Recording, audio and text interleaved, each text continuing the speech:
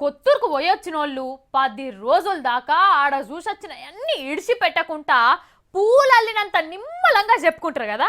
ఆడ పొట్టువలు దిగినాం, ఈడ అన్నం తిన్నాం, ఇంకొకడ షాయి తాగినాం, ఇక బాదులన్నీ తిరిగినామంటే హైదరాబాదు, ముషిరాబాదు, సైబరాబాదు, శంషాబాదు అట్లనే పేటలన్నీ తిరిగినామంటే లాలాపేట, కోకాపేట, దమ్మక్కపేట, రామన్నపేట గిట్లా దొరకవట్టి చెప్తే ఏమనిపిస్తుంది ఎవరికైనా? మీరు ఈ వార్త చూసి చెప్పుర్రి. అనగనగనగనగా ఆంధ్ర రాష్ట్రం పెద్ద మనిషి చంద్రాల్ సారు ఎక్కడో దూరానున్న బయటి దేశంలో దావోస్ అనే పట్నానికి పోయిండులా.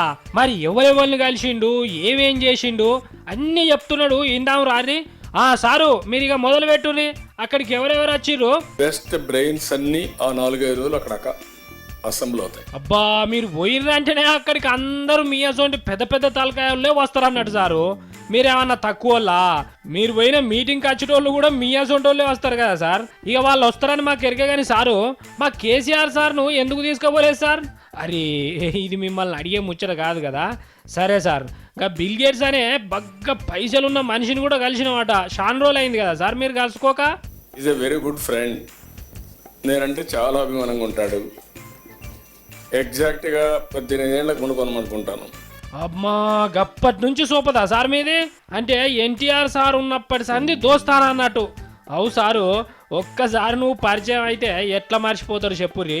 మంచి దోస్తానం ఇది. ఢిల్లీకి పోతే ఇదే మరి నాకు అప్పుడు ఇంటర్వ్యూ కూడా తను నాట్ పాలిటీషియన్స్ నాకేం పని, నాకు వాళ్ళకి ఏం బిజినెస్ లేదన్నాడు. గట్టిగా డిమాండ్ చేసి వెళ్ళాను.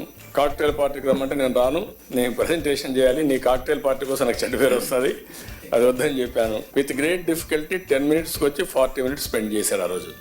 ఇంకేమైంది సార్? ఇక ఇప్పటి ముచ్చట్లు కూడా చెప్పు. దావోస్లో చాలా బిజీగా ఉన్నా we spend nearly 45 minutes spend చేశాడు. వేరేది ఇక్కడ ఇన్ఫర్మేషన్ ఇస్తానే ఇమ్మీడియట్ కలవాలని ఆతృత కూడా చూపించాడు. చాలా అఫెక్షనేట్ గా మాట్లాడాడు. అబ్బా చూడుని, చంద్రాల్ సార్ అంటే బిల్ గేట్స్ సార్కి ఎంత పాయిరమో. అయితే ఇక ఆంధ్రకు మంచిగా కంపెనీలు వస్తాయి అన్నట్టే. ఆడ చదువుకున్న పొరగళ్ళందరికీ కొలువులు కూడా మస్తుగానే వస్తాయి సారు, తప్పకుండానే వస్తాయి. మీరు ఉన్నాక నౌకర్లకు డౌట్ అయింది కానీ మీరు ఏదంటే రాసి కన్ఫ్యూజ్ చేయదు. మీరు కన్ఫ్యూజ్ అయ్యి ప్రజలను కన్ఫ్యూజన్ లో పెట్టారు. ఊకోరు సార్, మిమ్మల్ని కన్ఫ్యూజ్ చేసే కెపాసిటీ ఉంటుందా మాకు? అబ్బో గట్టి అనుకోకూరి సారు. నేను క్రైసిస్ ను కూడా ఆపర్చునిటీగా మార్చుకోవాలని నా మనస్తత్వం.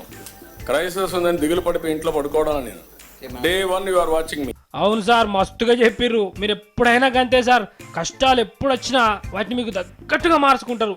18 కిలోమీటర్ పాదయాత్ర చేశాను ప్రజల్ని మళ్ళా ఇన్స్పైర్ చేయడానికి. మళ్ళా కాలనీ పట్టింది సార్. వద్దు సార్, ఇక గిట్లా ముఖ్యమంత్రి అయినాక కూడా గిట్లా నడుచుడేంది సార్ మీరు? ఇగో మా సీఎం కేసీఆర్ సార్ను చూడుర్రి, ఎప్పుడు చూసినా హెలికాప్టర్ ఎట్లా తిరుగుతున్నాడో మీరు కూడా గట్లే తిరుగురు సార్. ఇక కేసీఆర్ సార్ కంటే ఇంకిన్ని ఎక్కువ కిలోమీటర్లే తిరగాలి. ఇక అప్పుడే సార్ మీరే గిరేట్ అవుతారు. అంటే ఇప్పుడు కూడా మీరే గిరేట్ కానీ